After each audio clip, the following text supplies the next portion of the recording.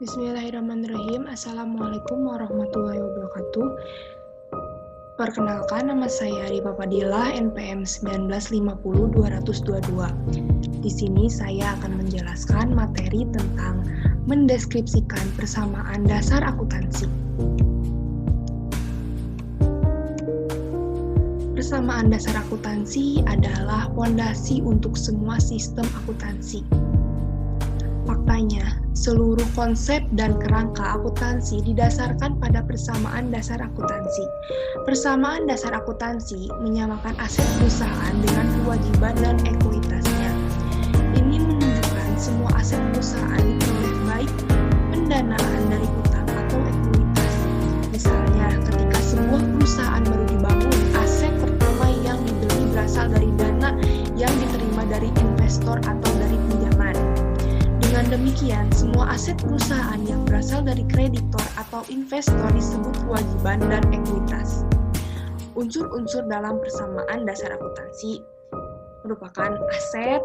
Aset adalah kekayaan atau sumber daya yang dimiliki oleh suatu perusahaan yang diperoleh dari akibat peristiwa masa lalu dan manfaat ekonomi dari sumber tersebut akan digunakan untuk masa depan perusahaan pada nantinya.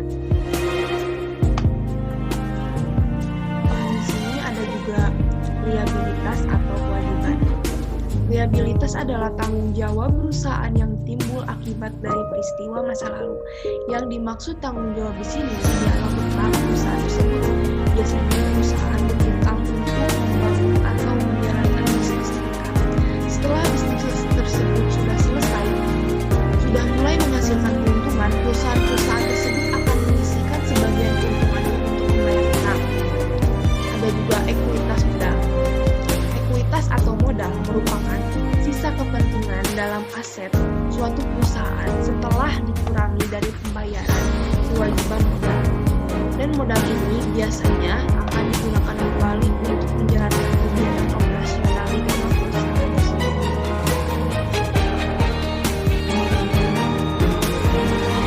Juga fungsi dari persamaan dasar akuntansi. PDA atau persamaan dasar akuntansi berfungsi untuk mengetahui perubahan harta dan kekayaan suatu perusahaan akibat dari setiap transaksi yang telah dilakukan.